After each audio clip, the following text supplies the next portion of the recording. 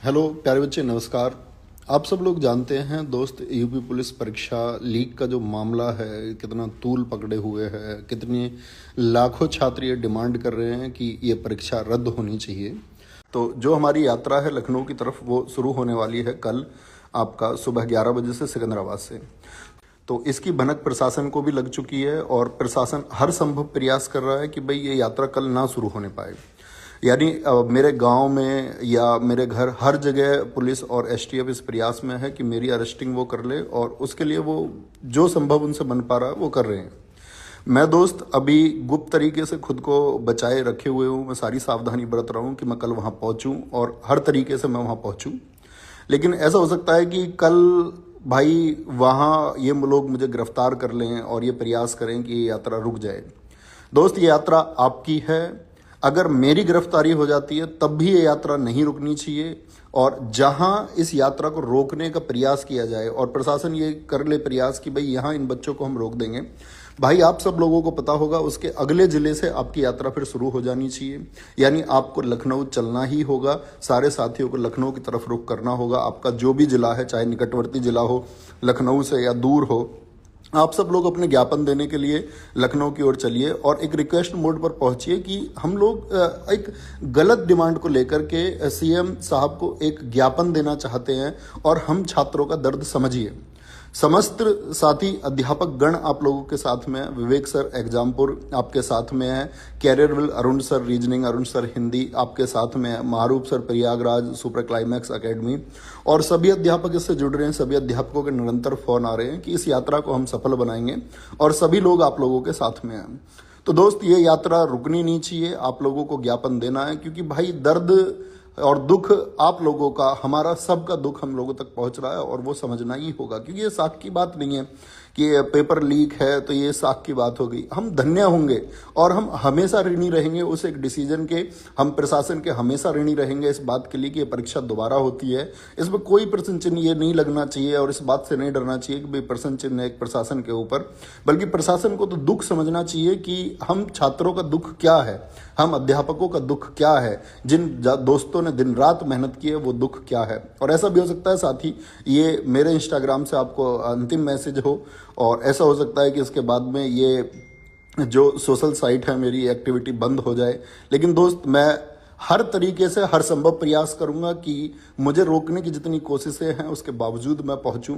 लेकिन दोस्त, अगर मान के चलिए इसमें जो लोग नेतृत्व कर रहे हैं, गांधी जी ने एक बार क्विट इंडिया मूवमेंट में एक बात कही कि आंदोलन ये किसी एकल व्यक्ति का नहीं है, ये नेतृत्व आपका है, आप सब छात्रों का। प्रत्येक व्यक्ति इसका नेतृत्व करेगा। जब जहां ये रुके उसके अगले चरण ये शुरू हो जानी चाहिए। हर जिले से इसकी शुरुआत होनी चाहिए।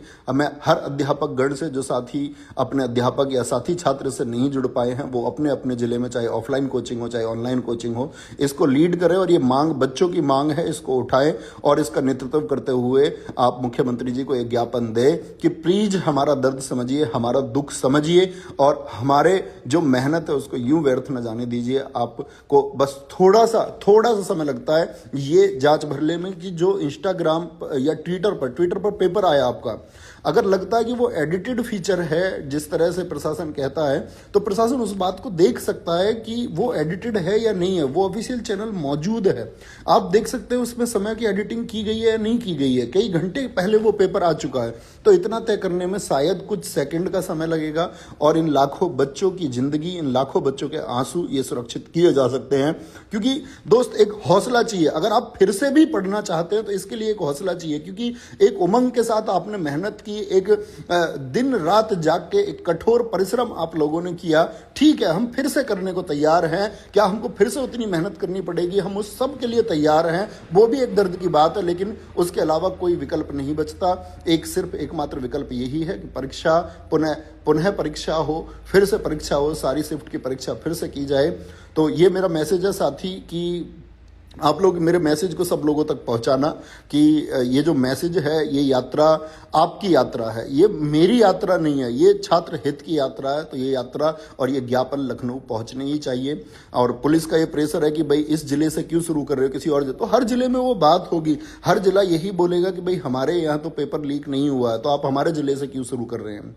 तो कल सुबह सिकंदराबाद बुलंदशहर बाईपास से यात्रा शुरू होने वाली है दोस्त। तो वहां सारे साथी जुड़ें, उसको हम एकजुट होकर के चलाएंगे और जितना प्रयास हमसे हो पाएगा, जो कुछ इसमें हो पाएगा, जो कुछ इसमें भुगतना पड़ेगा, वो भुगतने के लिए हम तैयार हैं। लेकिन साथ ही याद रख लेना, इस यात्रा में कोई उपद्रव नहीं होना चाहिए, क्योंकि अगर उपद्रव हुआ ना भाई, अगर शांतिपूर्ण व्यवस्थित तरीके से, अनुशासित तरीके से हमने इसको नहीं किया तो ये खत्म हो जाएगा। और एक बार इस मामला ये खत्म हुआ और ये प्रकरण अगर ढीला पड़ा तो फिर भाई इसमें कुछ नहीं होने वाला है।